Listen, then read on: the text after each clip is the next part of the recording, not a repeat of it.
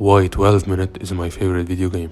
12 Minute is a psychological thriller mystery film, and I say film because every time I play this game, I feel like I'm watching a movie. Because the story and the directing is so beautiful, you forget you are playing a game, even if it is just an overhead shot, but everything is planned in a million thoughts. The Wikipedia and the IMDb plot is 12 Minutes is a decision-driven game involved in a time loop. However, the order of events will differ depending on how the game plays, and what should be a romantic evening with your wife turn into a nightmare when a police detective breaks into your home, accuses your wife of murdering, and beats you to death. If you didn't play the game, I don't want to spoil it for you. Play it and then watch this video. When you first play the game, it will be hard, just knowing what the story is about and trying to figure out what to do to solve it.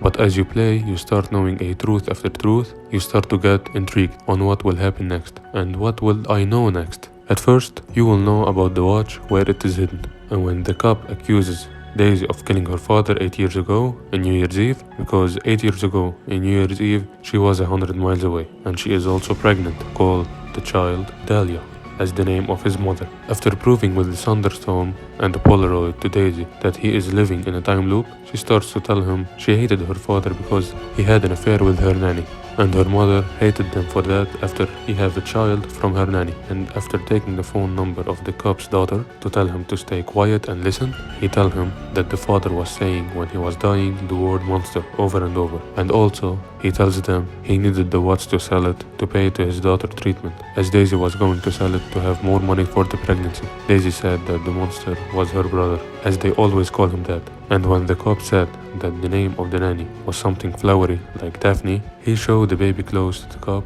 as confirming that the name of the nanny is Dahlia, as the nanny is his mother, and he is the brother and the monster who killed her father, which also means his father. And a flashback appears showing us that the father died accidentally, as he is confronting the reality and tries to kill his unwanted son. And when we are back and look at the watch, the game took us back in the room with also the voice of Willem Dafoe, as we don't know if this is the father or the cop because his delusions start to get mixed up. And when he pointed to the red book, the book of meditation, as once Daisy said the line to him, it is only by forgetting that we ever really drop the thread of time and approach the experience of living in the present moment. When he say it, he get hypnotized and forget everything.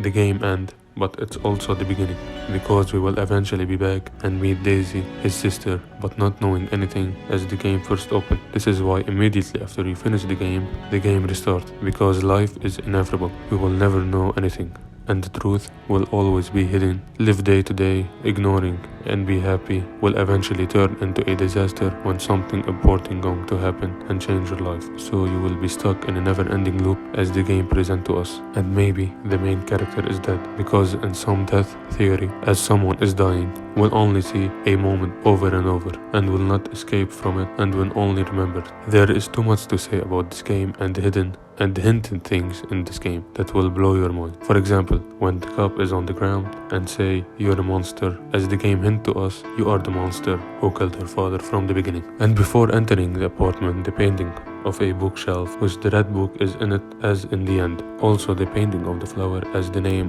Dahlia, and the meditation later when Willem Dafoe says, I want you to think of a flower. Focus.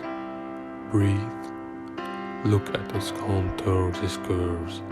I want you to imagine it changing, moving backward, returning to its spot. Think of that pot, unopened and fresh and new.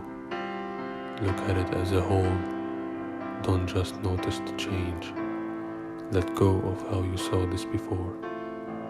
Don't let anything override the perception of how you saw this today.